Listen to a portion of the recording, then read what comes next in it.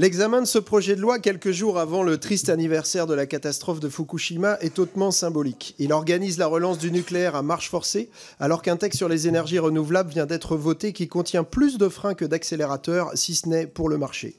Alors même que plusieurs débats publics se tenaient en ce moment sur l'opportunité de la relance du nucléaire, qu'une nouvelle stratégie française de l'énergie et du climat doit être discutée à l'automne, cette politique du fait accompli apparaît comme un coup de force et un déni démocratique, dénoncé même par la Commission nationale du débat public.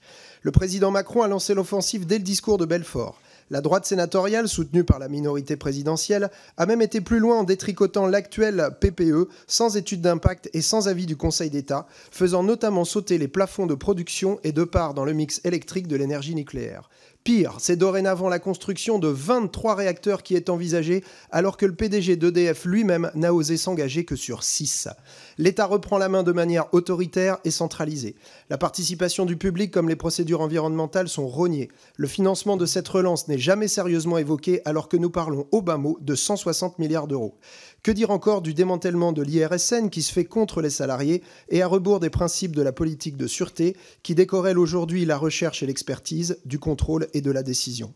L'objectif est clair, faire sauter les garde-fous pour prolonger la durée de vie des centrales et réduire l'exigence de sûreté pour miser sur des technologies type EPR2 ou SMR qui ne sont aujourd'hui que des rêves industriels, voire le fantasme d'un président qui se rêve en nouveau de Gaulle pour le pire ou pour le pire encore.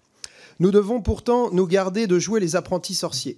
Les risques inhérents au nucléaire sont immenses, l'accident toujours possible, mais aussi pour la stabilité géopolitique et pour notre souveraineté énergétique, puisque, rappelons-le, l'uranium ne pousse pas dans nos jardins.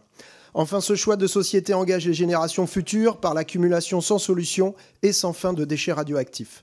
À l'heure où le ministre Béchu prévoit un scénario de réchauffement à plus de 4 degrés avec son lot de sécheresse, ce projet de loi n'est pas seulement climato-sceptique, mais volontairement climato-sourd et aveugle. On rappellera que l'eau est nécessaire non seulement pour refroidir une centrale, mais d'abord pour la faire fonctionner. Ce n'est pas l'uranium qui fait tourner la turbine.